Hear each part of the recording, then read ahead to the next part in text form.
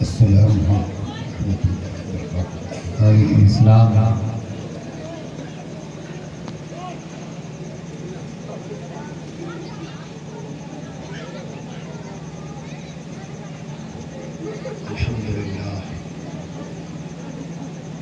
الحمدللہ رب العالمین والعاقبۃ للمتقین والصلاة والسلام علی سید المرسلین اما بعد فاعوذ باللہ من الشیطان الرجیم بسم اللہ الرحمن الرحیم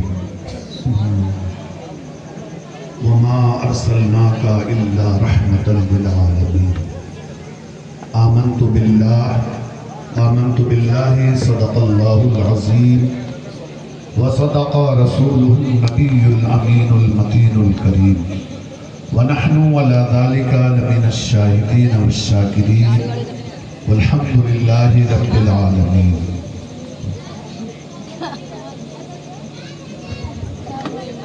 عشق مصطفیٰ جس نے قلب میں بسایا ہے، عشق مصطفیٰ جس نے قلب میں بسایا ہے، اس نے مثل آئینہ اپنا دل بنایا ہے.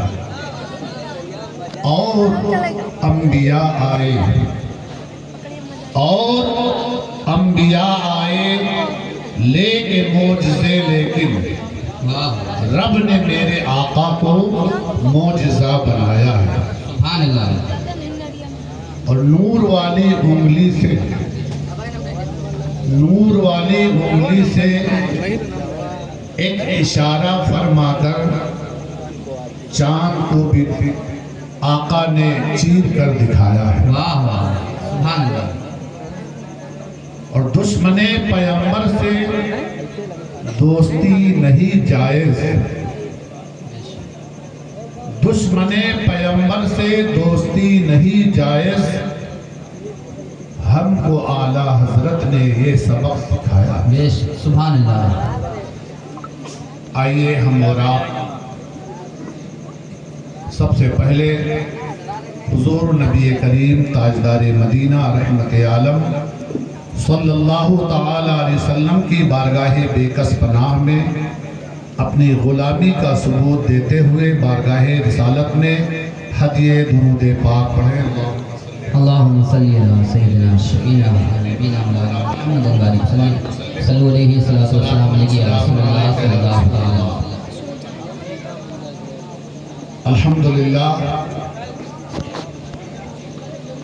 موضع بٹیا کے خوش عقیدہ سنی صحیح عقیدہ مسلمان بہت ہی خوش نصیب ہیں کہ جنہوں نے آج 1500 سالہ جشن ولادت پاک صلی اللہ علیہ وسلم منا رہے ہیں. اور الحمدللہ ابھی آپ علماء کرام سے، شاعر اسلام سے بہت ہی پیارے پیارے اچھوتے انداز میں روحانی بیانات اور شاعر اسلام کے اشعار نعت مصطفیٰ صلی اللہ علیہ وسلم سماعت فرمائی ہیں. میں نے آپ حضرات سے درود پاک پڑھنے کے لیے کہا، لیکن شاید مجھے ایسا لگتا ہے کہ کسی نے درود پاک کی فضیلت کو نہیں سمجھا. اٹھائیے کتاب مکاشفۃ القلوب، امام غزالی رحمت اللہ تعالی علیہ اپنی کتاب مکاشفۃ القلوب کے اندر اس واقعے کو نقل فرمایا کہ ایک عورت امام حسن بصری رحمت اللہ علیہ کی بارگاہ میں آئی اور عرض کرنے لگی، حضور میری جوان بچی کا انتقال ہو گیا ہے، لہذا آپ مجھے ایسا کوئی وظیفہ بتائیں کہ جس کو میں پڑھوں اور پڑھنے کے بعد وہ مجھے خواب میں آ جائے اور میں دیکھ سکوں وہ کس حال میں. حضرت امام حسن بصری رحمت اللہ علیہ نے تھوڑی دیر خاموشی اختیار کیا اور اس کے بعد اس عورت کو کچھ وظائف عطا فرمائے اور فرمایا جاؤ عشاء کی نماز کا جب وقت ہو وضو کرنا مصلی بچھانا عشاء کی نماز پڑھ لینے کے بعد اس وظیفے کو پڑھ لینا انشاءاللہ تبارک و تعالی تمہاری وہ نوجوان بچی جس کا انتقال ہو گیا ہے وہ ضرور تمہیں خواب میں نظر آئے گی. وہ نوجوان عورت اٹھی گھر پر آئی وقت کا انتظار کرتی رہی. جیسے ہی عشاء کی اذان ہوئی اس نے وضو کیا مصلی بچھایا نماز عشاء پڑھی اور پڑھنے کے بعد اس وظیفے کو بھی پڑھا جس کو حضرت امام حسن بصری رحمت اللہ علیہ نے اس عورت کو عطا فرمایا. پڑھتے ہی اونودگی طاری ہو گئی خواب آ گیا.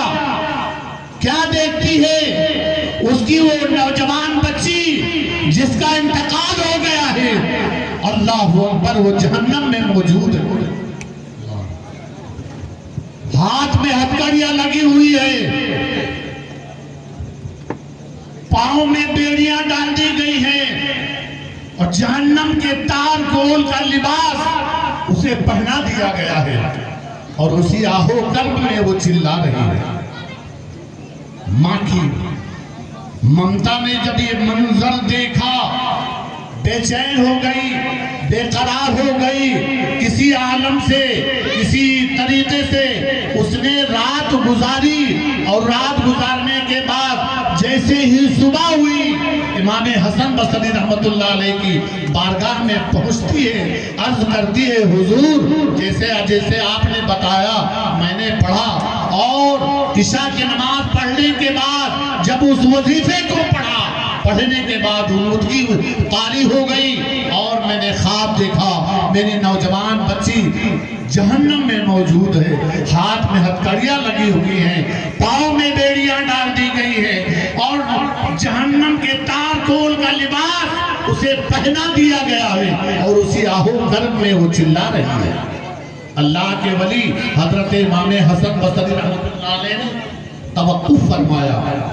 سننے کے بعد تھوڑی دیر کے بعد آپ نے فرمایا اچھا تم اپنے گھر پر چلی جاؤ.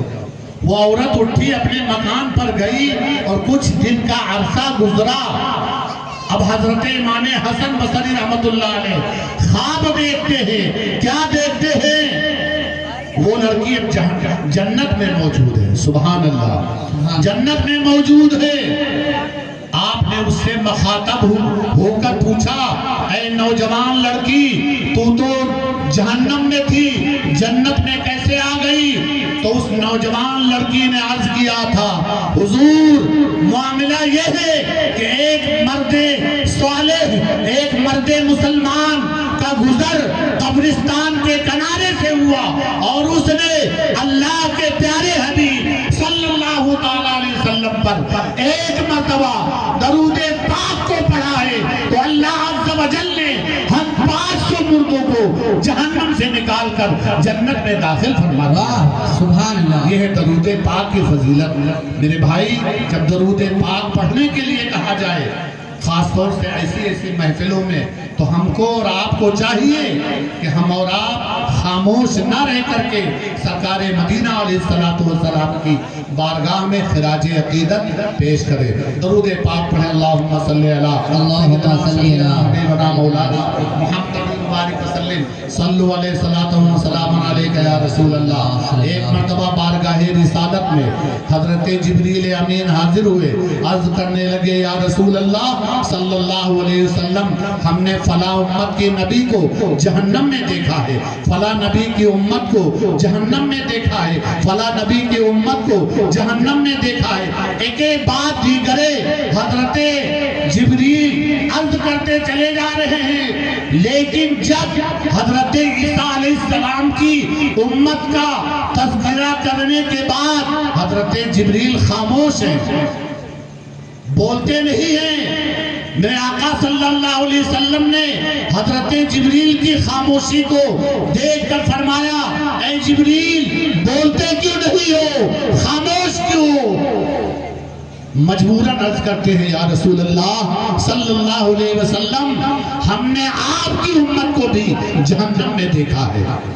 میرے محترم بزرگوں اور دوستوں، پیارے آقا صلی اللہ علیہ وسلم کا اس خاکدان گیتی میں تشریف لانے کا مقصد یہی ہے۔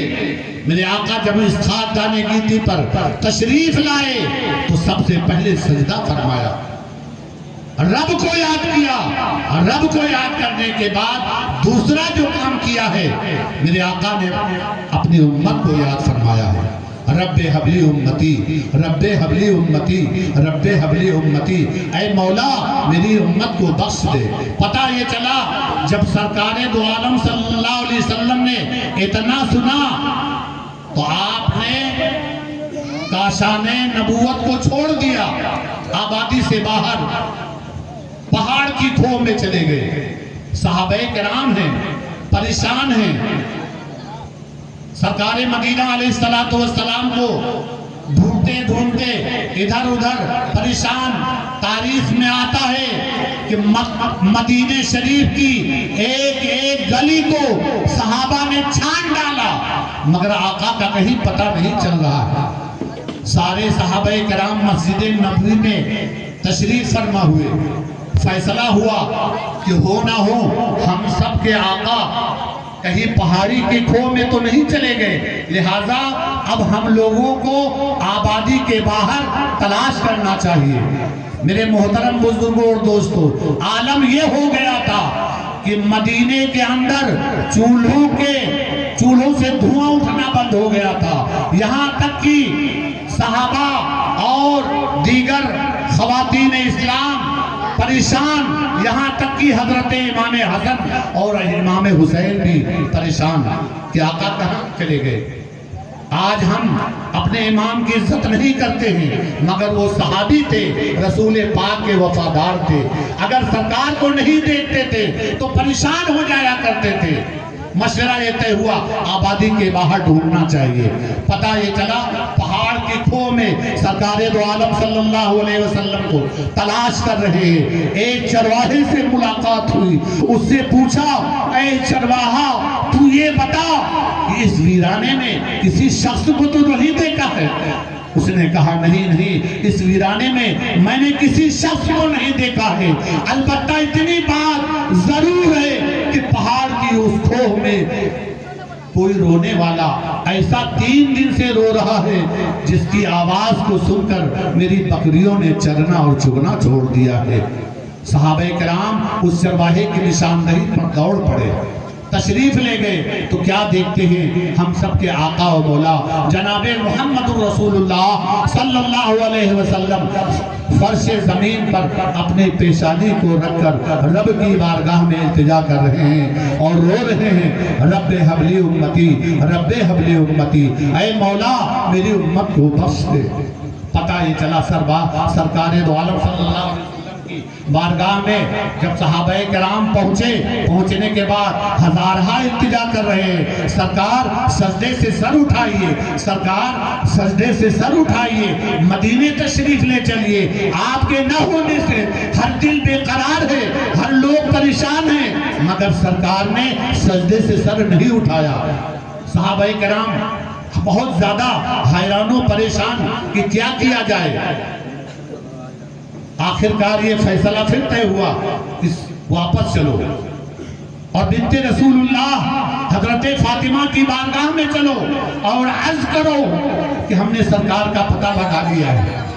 صحابہ کرام آئے، عرض کرنے لگے، اے بنت رسول اللہ، اے لختے جگر مصطفیٰ، ہم نے سرکار کا پتہ لگا لیا ہے، فلا فلا پہاڑ کی کھو میں سرکار مدینہ صلی اللہ علیہ وسلم امت عاصی کے غم میں زارو قطار رو رہے ہیں۔ ہم لوگوں نے بہت اٹھانے کی کوشش کی مگر سرکار نے سجدے سے سر نہیں اٹھایا۔ لہذا خدارا ہمارے حال پر رحم کیجئے، ہمارے حال پر رحم کیجئے، اور آپ تشریف لے چلیں تو ہو سکتا ہے ہم سب کے آقا و مولا جناب محمد رسول اللہ صلی اللہ علیہ وسلم سجدے سے سر اٹھا لے اور ہم سب کی جو اجڑی ہوئی دنیا ہے اس کو قرار مل جائے۔ حضرت فاطمہ رضی اللہ تعالیٰ عنہ نے چادر تطہیر سے اپنے جسم اطہر کو چھپایا اور آگے آگے تشریف لے جا رہی ہیں، صحابہ کرام پیچھے ہیں۔ پتہ یہ چلا میرے محترم دوستو، سرکار مدینہ صلی اللہ علیہ وسلم کی بارگاہ میں حضرت فاطمہ پہنچ گئی، عرض کرتی ہے بابا جان سجدے سے سر اٹھائیے، بابا جان سجدے سے سر اٹھائیے، بابا جان سجدے سے سر اٹھائیے، مگر آقا علیہ السلام ہیں امت عاصی کے غم میں زارو قطار روتے جا رہے ہیں، سجدے سے سر نہیں اٹھا رہے ہیں۔ جب حضرت فاطمہ نے دل میں یہ ارادہ کر لیا کہ اب سرکار سجدے سے سر نہیں اٹھائیں گے، تو حضرت فاطمہ نے اپنی پیشانی مبارک کو سرکار کے تلووں سے مس کر دیا اور عرض کیا اے میرے بابا جان، اگر آپ آج سجدے سے سر نہیں اٹھائیں گے تو یہ فاطمہ قیامت سے پہلے دوسری قیامت بلا لے گی۔ تب جا کر میرے آقا صلی اللہ علیہ وسلم نے سجدے سے سر اٹھایا اور ارشاد فرمایا اے لوگو، اے میری بیٹی فاطمہ، اگر آج تم لوگ ضد نہ کرتے تو آج میں جب تک کی اپنی پوری امت کی بخشش نہ کرا لیتا، سجدے سے سر نہیں اٹھاتا۔ میرے محترم بزرگوں اور دوستوں، وقت کی قلت ہے، علماء کرام کی فہرست لمبی ہے، میں عرض یہ کرنا چاہتا ہوں پیارے آقا علیہ السلام کا میلاد منانے والوں اور ان کا جشن منانے والوں، سرکار نے امت عاصی کے لیے کیا کیا نہیں کیا ہے، مگر آج اذان ہو رہی ہے، ہم سکون تلاش رہے موبائل میں، اذان ہو رہی ہے، نماز کا وقت ہو گیا ہے، ہم ہوٹلوں پر موبائل چلا رہے ہیں، گھر میں لیٹے ہوئے فیس بک کھولے دیکھ رہے ہیں، مگر ہمارے دلوں میں ذرا سے خوف نہیں طاری ہوتا ہے، ہمارے سر میں ذرا سی جو نہیں رینگتی ہے، کیا وجہ ہے؟ میرے محترم بزرگ اور دوستو، سرکار مدینہ صلی اللہ علیہ وسلم ارے امت عاصی کے لیے اتنا بے قرار ہے، اور آج ہم جب نماز کا وقت آتا ہے تو ہم نماز کی طرف توجہ نہیں دیتے ہیں۔ میرے محترم بزرگوں اور دوستوں، وقت نہیں کہ میں بتاتا، مگر اتنا یاد رکھو جب ایک وقت کی نماز ہمارا آپ چھوڑ دیتے ہیں تو جہنم کے دروازے پہ ہمارا اور آپ کا نام لکھ دیا جاتا ہے۔ میرے محترم بزرگوں، چند باتیں میں عرض کر کے اپنی گفتگو ختم کرتا ہوں۔ ایک انسان ہے، جب اس کے نامہ اعمال کو تولا گیا، پتہ یہ چلا کہ نیکی اور گناہ دونوں برابر ہیں۔ رب کا حکم ہو گیا اے بندے ایک نیکی لے کر گیا، میں تجھے بخش دیتا ہوں۔ اب وہ بندہ اپنے دوست، اقارب، احبا سب کے پاس گیا، ایک نیکی کم پڑ گئی ہے، میرے محترم مجھے ایک نیکی دے دو، سب نے دینے سے انکار کر دیا۔ باپ کے پاس گیا، باپ نے کہہ دیا بیٹا ابھی ہمارا حساب نہیں ہوا ہے، ہم تمہیں کہاں سے ایک نیکی دے۔ ماں کے پاس گیا، ماں نے دینے سے انکار کر دیا۔ پتہ یہ چلا وہی انسان اپنی شریک حیات بیوی کے پاس گیا اور عرض کرنے لگا اے میری شریک حیات، دیکھ دنیا میں تیرا کتنا خیال کرتا تھا، ایک بات کہتی تھی تو میں اس کو فوراً کرتا تھا۔ تو بیوی کیا جواب دیتی ہے؟ سنو اے میری ماں بہنوں اور نوجوان ساتھیوں، بیوی کہتی ہے تم ساری باتیں مجھے مانتے تھے مگر ایک بات نہیں مانتے تھے، تو میں تم پر برس پڑتی تھی، تو جب دنیا میں تمہاری نہیں ہوئی تو یہاں کیا امید رکھتے ہو؟ نہیں دوں گی ایک نیکی۔ اب وہ انسان بھٹک رہا ہے میدان محشر کے اندر، کوئی ایک نیکی دے دے۔ میرے محترم بزرگوں اور دوستوں، ہم اور آپ اگر کسی مسلمان سے مسکرا کر ملتے ہیں تو ہمارے اور آپ کے نامہ اعمال میں نیکیاں لکھ دی جاتی ہیں۔ بھٹک رہا ہے میدان محشر کے اندر، ایک اللہ کے ولی سے ملاقات ہو گئی، فرمایا کیا بات ہے؟ چہرہ تیرا بڑا افسردہ ہے، غم کا شکار نظر آ رہا ہے، کیا بات ہے؟ کہا میرے نامہ اعمال کو تولا گیا، نیکی اور گناہ دونوں برابر برابر تھے، رب کا حکم ہو گیا جاؤ ایک نیکی لے کر کے آؤ، تو میں بھٹک رہا ہوں۔ سب لوگوں کے پاس گیا، ٹائم نہیں ہے کہ میں تفصیل سے بتاؤں، سب کے پاس گیا مگر سب نے انکار کر دیا۔ کہا اچھا یہ معاملہ ہے ایک نیکی کا، یہ لے ایک نیکی، اب جا چلا جا۔ اب وہ بندہ مسکراتے ہوئے رب کی بارگاہ میں نیکی لے کر کے جب پہنچتا ہے، حالانکہ میرے رب کو سب معلوم ہے مگر وہ بندے کے منہ سے پوچھنا چاہتا ہے، تو اس نے بتایا فلا فلا گیا، فلا فلا میں نیکی نہیں کیا، اے اللہ تیرا ایک محبوب بندہ مجھے راستے میں مل گیا اور مجھے یہ نیکی عطا فرما دی۔ تو رب فرماتا ہے میرے بندے سن، جس بندے نے تجھے یہ نیکی دی ہے، ارے پوری زندگی اس کی نیکیاں کرتے کرتے گزر گئی ہے، اس لیے آج بھی وہ یہاں پر نیکی بانٹ رہا ہے۔ اور انسان ہوش میں آ، نادان ہوش میں آ، کر لے خدا سے توبہ، وہ تجھ کو بخش دے گا۔ وما علینا الا البلاغ۔ السلام علیکم ورحمۃ اللہ وبرکاتہ۔